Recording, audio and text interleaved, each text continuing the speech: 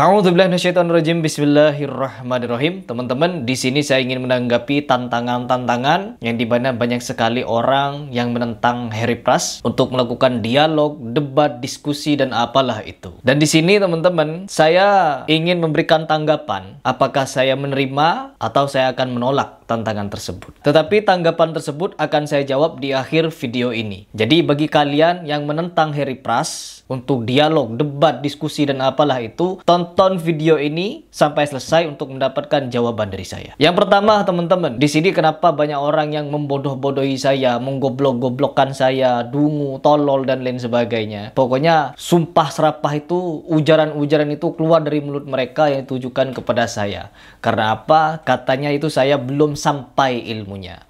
Ilmu Harry Pras itu masih belum sampai. Ngapain mengomentari hal itu? Ngapain berbicara tentang agama? Ngapain berbicara tentang bid'ah dan lain sebagainya?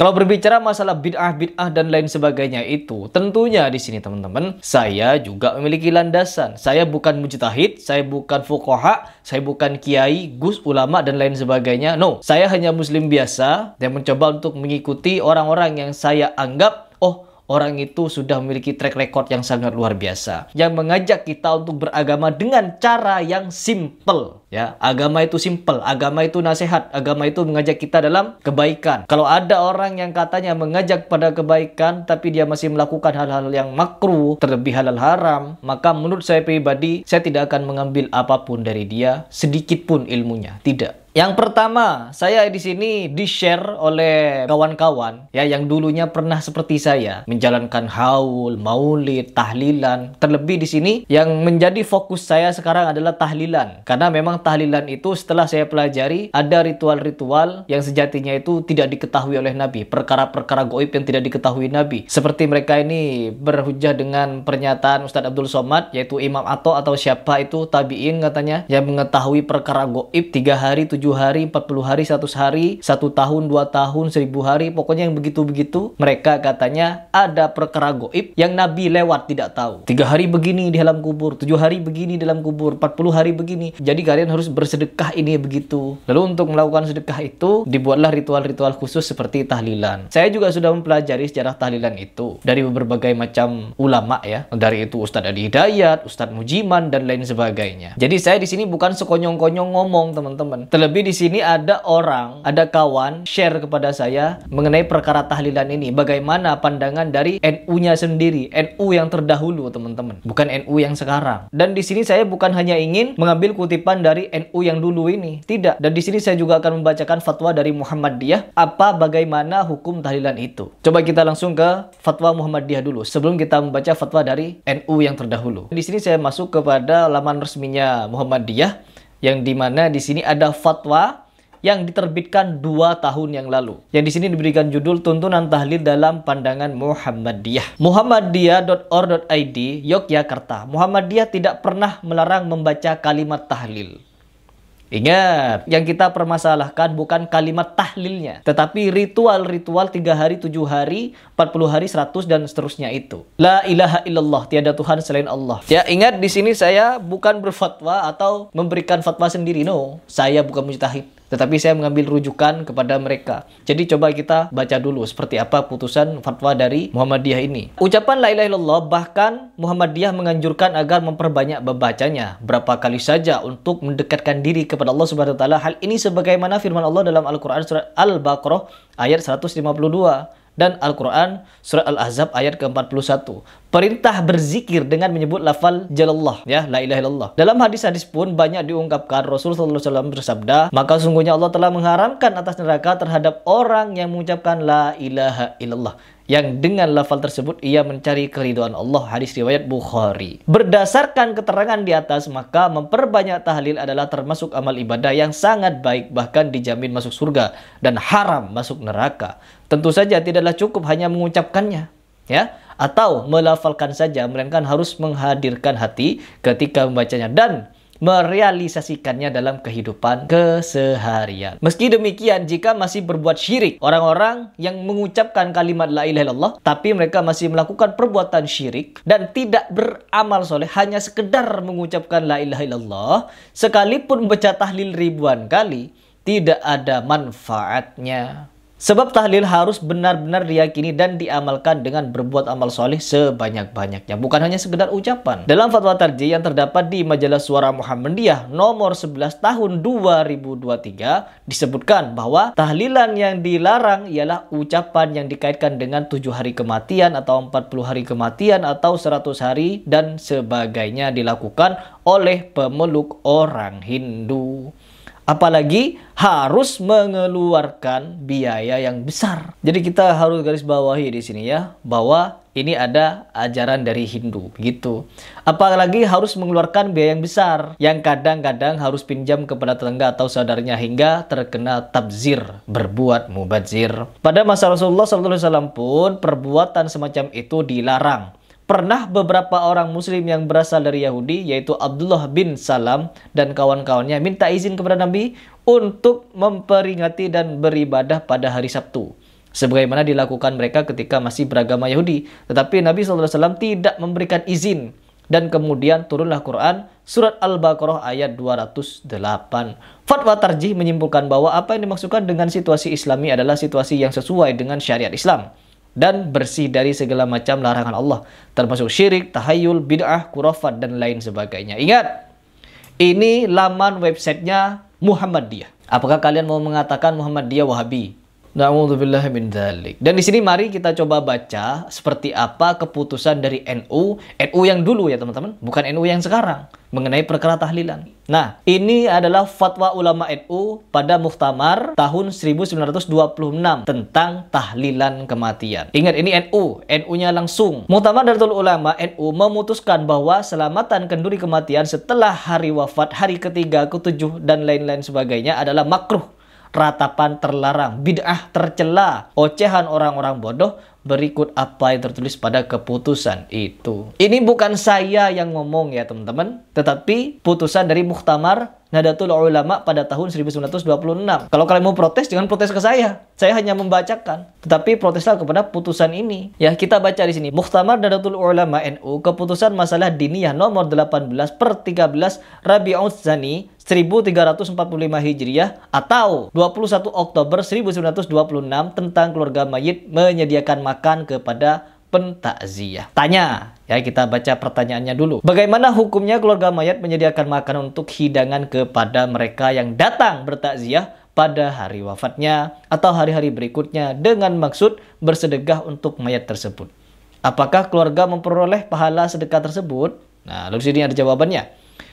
Jawaban, menyediakan makanan pada hari wafat atau hari ketiga atau hari ketujuh itu hukumnya makruh apabila harus dengan cara berkumpul bersama-sama dan pada hari-hari tertentu. Sedang hukum makruh tersebut tidak menghilangkan pahala, tapi lebih baik jangan. Keterangan, kita baca keterangannya. Kita baca satu persatu biar jelas teman-teman. Dalam kitab I'anut Thalibin, Kitabul Janais, makruh hukumnya bagi keluarga mayit ikut duduk bersama orang-orang yang sengaja dihimpun untuk bertakziah dan membuatkan makanan bagi mereka. Sesuai dengan hadis riwayat Ahmad dari Jarir bin Abdullah Al-Bajali yang berkata, kami menganggap berkumpul di rumah keluarga mayit dengan menyuguhi makanan kepada mereka setelah si mayit dikubur itu sebagai bagian dari ratapan yang dilarang. Terus di sini ada keterangan lagi dalam kitab Al-Fatawa Al-Kubra disebutkan bahwa, kita tandai dulu. Beliau ditanya, semoga Allah menambahkan barokahnya kepada kita. Bagaimanakah tentang hewan yang disembelih dan dimasak kemudian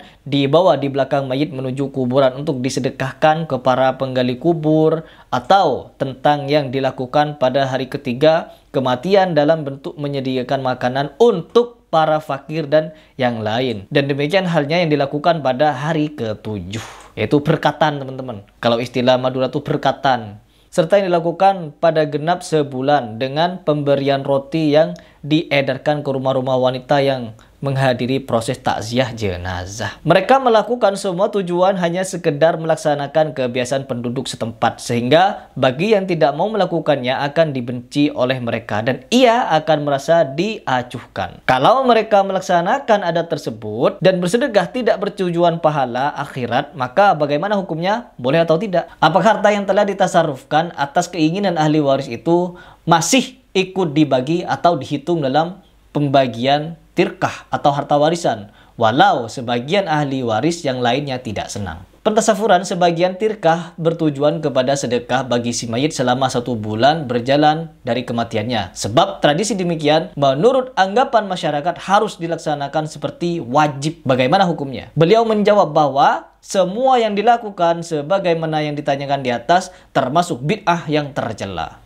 Bukan Wahabi yang ngomong bid'ah tercela, teman-teman, tetapi putusan NU sendiri. Tetapi tidak sampai haram. Ya, tidak sampai haram, makruh hukumnya. Kecuali bisa haram jika prosesi penghormatan pada mayit di rumah ahli warisnya itu bertujuan untuk meratapi atau memuji secara berlebihan. Jadi di dalam hal ini, melakukan prosesi tersebut, ia harus bertujuan untuk menangkal ocehan orang-orang bodoh. Yaitu orang-orang yang punya adat kebiasaan menyediakan makanan pada hari wafat atau hari ketiga, hari ketujuh, dan seterusnya. Agar mereka tidak menodai kehormatan dirinya gara-gara ia tidak mau melakukan prosesi penghormatan di atas. Dengan sikap demikian diharapkan ia mendapatkan pahala setara dengan realisasi perintah Nabi terhadap seorang yang batal karena hadas sholatnya tidak menutup hidungnya dengan tangan. Seakan-akan hidungnya keluar darah. Ini demi menjaga kehormatan dirinya jika ia berbuat di luar kebiasaan masyarakat, yaitu tidak tahlilan. Jadi orang-orang yang tidak tahlilan dianggap keluar dari kebiasaan masyarakat, teman-teman. Dianggap aneh, begitu. Tirkah tidak boleh diambil atau dikurangi seperti kasus di atas. Sebab tirkah yang belum dibagikan mutlak harus disertakan jika terdapat ahli waris yang majrur ilahi. Walaupun ahli warisnya sudah pandai-pandai, tetapi sebagian dari mereka tidak rela jika tirkah itu digunakan sebelum dibagi kepada ahli waris. Begitulah keputusan dari Nahdlatul Ulama pada tahun 1926. NU dan Muhammadiyah sepakat, teman-teman, kalau ini adalah bid'ah yang tercela. Bukan Heri Pras yang ngomong. Kalau kalian mengajak debat Heri Pras dan membodoh-bodohi saya, sama artinya kalian membodoh-bodohi Muhammadiyah dan NU ini, ya. Begitu. Saya apa? Saya memang ilmu saya tidak sampai kepada di situ. Tapi dengan fatwa seperti ini saya sudah tahu mana yang benar, mana yang tidak. Saya membuat video ini di YouTube untuk mengajak kalian semua berpikir, teman-teman. Berpikir akan adat istiadat yang dijadikan ritual ibadah ini. Ya, bukan saya yang ngomong. Terlebih lagi saya mendengarkan apa yang disampaikan oleh Dr. Zakir Naik seperti ini. There are some Muslims who after a person dies, they gather together and they read the Quran, thinking that it will be good for the person who's dead. Sister, there is no Quranic verse or there is no hadith of the Prophet which, wherever, anywhere it's mentioned that you should do this. If a person is alive, when he's alive, you should read the Quran. Now imagine a person dies and then you read the Quran for him. There is no evidence in the Quran or the hadith. This is a bidah, sister. It is an innovation. That is not what the Prophet has ever asked. So those people that do that is wrong. Yes, if you want to read the Quran, you can read anytime. It is good. Read with understanding so that you get the guidance and you implement on the guidance of Allah Subhanahu wa Ta'ala. Nah, di situ jelas Dr. Zakir Naik mengatakan ini adalah bid'ah, sesuatu yang mengada-adakan. Lebih baik ditinggalkan. Ya, lebih baik ditinggalkan. Karena apa? Untuk kita berhati-hati di dalam ritual-ritual khusus seperti ini. Dan siapa saya? Bener, saya memang orang bodoh yang ilmu saya belum sampai. Tetapi melihat orang-orang yang sangat luar biasa seperti putusan-putusan dari NU ini ataupun Muhammadiyah beserta orang-orang Salafi lainnya, dan juga seperti orang Dr. Zakir Naik ini yang dimana track recordnya sudah sangat luar biasa. Beliau seorang debater muslim yang sangat luar biasa, mengislamkan banyak pendeta, mengislamkan banyak umat di seluruh dunia. Jutaan manusia sudah beliau islamkan, teman-teman. Kurang luar biasa bagaimana karomah dari Dr. Zakir Naik ini. Saya pribadi memang betul saya orang bodoh, tetapi sebodoh-bodohnya saya masih bisa membedakan mana orang yang berkualitas, mana yang orang yang tidak, mana orang yang benar-benar menjalankan Al-Quran dan Sunnah, mana orang yang mengakal-ngakali, teman-teman. Seperti perihal rokok, Dr. Zakir Naik itu jelas dia bukan perokok, teman-teman. Hal-hal syubhat dia tinggalkan. Yang dia jalankan, yang dia syiarkan apa? Islam rahmatan lil alamin, mengislamkan banyak orang. Sedangkan orang yang mengajak debat saya, mengajak dialog saya, mengajak diskusi saya, tidak sedikit dari mereka perokok handal. Seluruh ulama, jumhur ulama, seluruh fuqaha tidak ada yang menghalalkan rokok, memubahkan atau memakruhkan rokok. Semuanya haram. Rokok haram. Dan bagaimana mungkin saya akan beralih kepercayaan dari Dr. Zakir Naik kepada orang yang perokok handal? Apalagi perokok handalnya tidak pernah mengislamkan orang. Ujuk-ujuk, oh Heri Pras, ayo diskusi, ayo diskusi. Apa-apaan kalian ngajak diskusi saya? Apakah dengan kalian ngajak diskusi memaparkan banyak bacaan, teks yang kalian baca akan membuat saya kehilangan percaya kepada Dr. Zakir Naik? Tidak, saya tidak akan taslim sedikit pun kepada kalian setelah saya menyimak penjelasan dari Dr. Zakir Naik. Kecuali kalian bisa minimal mengislamkan 100 lah. 100 orang non-muslim kalian islamkan. Gak perlu sejuta umat, gak perlu 100.000 orang kalian islamkan. Berhasil kalian memaparkan dokumentasi kalau kalian mengalahkan pendeta, mengislamkan ratusan atau 1.000 orang non-muslim. Top, karena kalian juga tidak kalah kepada Dr. Zakir Naik. Kalau kegiatan kalian hanya sekedar rokok-rokokan, baca kitab, bisa baca kitab gundul, tapi kalian tidak bisa menghindari perkara haram seperti rokok, jangan harap saya akan percaya pada kalian. Jangan harap. Terlebih kalian ketika melihat banser, jelas banser bermaksiat di hadapan mata kalian, tapi kalian bela. Apakah kalian tidak mau menjalankan perintah Rasulullah SAW? Ketika engkau melihat suatu kemungkaran, kemaksiatan, maka rubahlah kemungkaran itu dengan tangan kalian. Kalau tangan kalian tidak mampu, dengan nasihat, minimal nasihati. Kalau kalian tidak mampu, maka bencilah dengan hati. Ya, doakan. Begitu. Dan mendoakan dari hati itu selemah-lemahnya iman. Orang yang masih mendoakan kemungkaran yang dilakukan oleh oknum-oknum banser yang banyak itu, ini masih dinilai lemah-lemahnya iman. Bagaimana orang yang membravo-bravokan banser? Belum lagi kiai-kiai, gus-gus yang sedemikian banyak menyimpang itu. Allah. Kemungkaran yang ada di depan mata kalian, kalian diamkan. Allahu Akbar. Terus kalian berharap saya taslim kepada kalian begitu? Gak ngaca kalian. Ya, malu sama Dr. Zakir Naik yang mengislamkan jutaan orang. Kalian hanya bisa rokok-rokokan. Terus kalian ngajak saya dialog. Saya memang orang bodoh, tapi saya tidak sebodoh itu akan taslim pada kalian.